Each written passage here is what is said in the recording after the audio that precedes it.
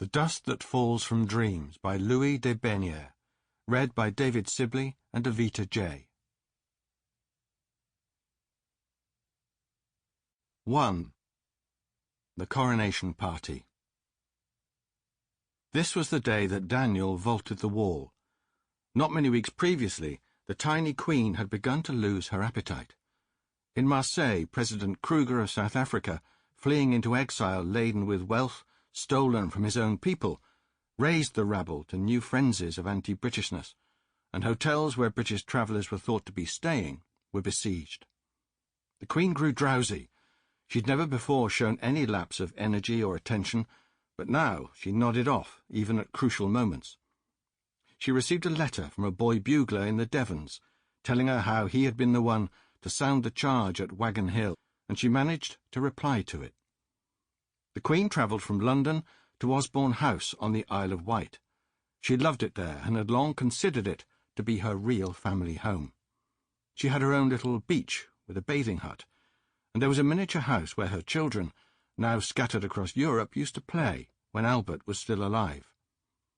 Across the Solent, she could visit the vast military hospital that she'd set up at Netley, bringing the scarves that she'd like to knit for the wounded soldiers. The Queen found that she could not speak when the Brazilian ambassador came to present his credentials. She was forgetting how to talk. She failed to recognise Lord Roberts when he returned in triumph from South Africa in order to become the new commander-in-chief. He was bewildered and grief-stricken. The Queen performed her last great imperial act and proclaimed the establishment of the Commonwealth of Australia. Her visit to the Riviera was cancelled, and the keeper of the privy purse was obliged to pay out £800 in compensation to the Hotel Chimiers. It had been so long since the death of a sovereign that no one knew what to say or how to behave. Lord Salisbury refused to talk about the accession ceremonies because it was too upsetting. The well-to-do cancelled their dinner parties and balls, and the frivolous optimism that had accompanied the arrival of a new century evaporated. It was January, and the dark clouds that wept rain onto the land complemented the mood of the people beneath them. The Queen's relatives and descendants converged on Osborne from all over Europe. In South Africa, the war that was supposed to have been won already was carried on by Botha, Smuts, and De Wet. Money and young men continued to be expended. The British troops were killed mainly by enteric fever. The tiny Queen died. The Lord Mayor of London was informed, and then the rest of the world. Whilst the nation lay stunned, the great argued about what should be done next. Lord Acton announced that King Edward VII could not call himself Edward VII because he was not descended from previous Edwards. Did the Lord Mayor of London count as an ex officio member of the Privy Council? He decided that he did, and gatecrashed it. Who was in charge of the funeral? Was it the Lord Chamberlain or the Duke of Norfolk, even though he was a Catholic? The Duke insisted on his historic right, and the King conceded. Lady Cadogan received an invitation to the interment that was intended for her husband, in which she was requested to come wearing trousers. The Queen's coffin was so minute that it might have been that of a child. King Edward and the Kaiser walked behind it as it was drawn through Cowes. It came across the Solent in a battleship, flanked by the greatest fleet in the world. In London, the route from Victoria Station to Buckingham Palace, then Paddington Station, was blocked solid with mourners hoping to see the great procession of the gun carriage. Behind it rode King Edward, flanked by the Duke of Connaught and Kaiser Wilhelm, followed by the handsome and slim Crown Prince of Germany, the embodiment of hope for his nation, the guarantor of its great future as a beacon of civilization. The Queen's body was laid to rest at Windsor. The grandmother of Europe had gone, and everyone knew as if by instinct that a momentous era had suddenly ended. She left behind railways that ran at 60 miles an hour, with carriages that nowadays had roofs on them. Vast liners crossed the Atlantic in 2 weeks. Bull-baiting had gone, and there was a society for the prevention of cruelty to animals, and another for the prevention of cruelty to children. Swearing had become taboo in polite society, and aristocratic men no longer got so drunk at dinner parties that ladies had to make their escape through the windows. There were now air-rated bread shops and lions' corner houses where one was served by nippies in white frilly aprons. Anybody these days could buy coffee. The River Fleet was no longer an open sewer. Many had electric light, and there was clean water laid on in the working-class districts for half an hour every day except for Sundays, causing an awful elbowing on Saturdays. Motorcars no longer caught fire when you started them up. They had, however, spoiled the evening drive in hansoms through Hyde Park. The cult of respectability had introduced a blessed order into people's lives, and at the same time opened the door for marvellous hypocrisy. Much as the people had loved their tiny queen, there had been something dull about all that respectability, and the grief and stupefaction that had engulfed her subjects was tempered by the anticipation of something that might be more entertaining. The new king was a bon viveur. He loved France rather than Germany.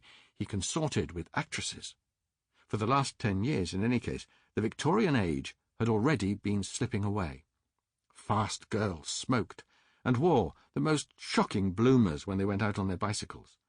Businesswomen of dubious morality were getting jobs in the city. Saddlers who specialized in side saddles found their orders drying up. Crowds filled the music halls to hear smutty songs rendered by cheeky chappies and saucy doxies. The new king, kept strictly in the dark about state matters during his mother's reign, grew impatient with precedent and forged a new path. He upset everyone at court. He gave the right to organize his coronation to the Catholic Duke of Norfolk and not to the Anglican Lord Chamberlain. There was a long and bitter dispute about whether the lords should be robed, and the decision was changed 4 times. He sent Lord Carrington, a notorious liberal, as his personal envoy to France, Spain, and Portugal. This was the same Lord Carrington who had once, as one of a panel of magistrates that had tried him, scandalously paid the fine of a newly released convict caught sleeping rough when he'd not been able to walk to High Wycombe before darkness fell. The alternative had been several more months in prison, and Carrington had resigned from the bench immediately afterwards, saying that if this was justice, he wanted nothing more to do with it. The king dragged Lord Wolsey from retirement and sent him abroad with sashes and medals to present to foreign potentates, even the Shah of Iran, who thereby became the first Muslim to become a member of the Christian Order of the Garter. He cleared out his mother's immense accumulation of bric-a-brac, updated his plumbing, filled his court with men who were interesting rather than important, and with women who were both interesting and beautiful. In Court Road, Eltham, on 9th of August 1902, Mr. and Mrs. Hamilton McCosh held a coronation party postponed from June. It was to be a kind of elaborate high tea. They borrowed long trestles from several firms of wallpaperers, covered them with beautiful damask cloths, and, at greatly inflated prices, hired enough plain china plates and silver-plated cutlery to see them through the day.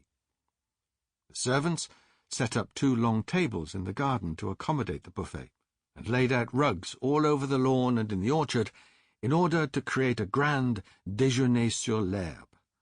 Chairs were brought out of the house for the elderly or stiff of limb. From the kitchen there appeared plates of ham and tongue, elaborate salads in the French style, Normandy cheeses, and fabulous heaps of fresh Kentish strawberries and Devon cream. For the children there was lemonade, and for the adults jugs of potent fruit cup with sprigs of mint floating on the surface. Chilled champagne would be brought out in time for a toast to the king after Mr. McCosh had made his speech. This was the beginning of the age when riches would finally come to count as much as rank. Court Road consisted of very large detached houses with substantial gardens at the rear. Most had 2 gateways connected by a small semicircular driveway out in the front, so that carriages could arrive and leave without any awkward manoeuvring. The McCosh entrance and exit had impressive brick pillars, with the grampions set into them in Portland stone. Between them ran a low wall. Sample complete. Ready to continue?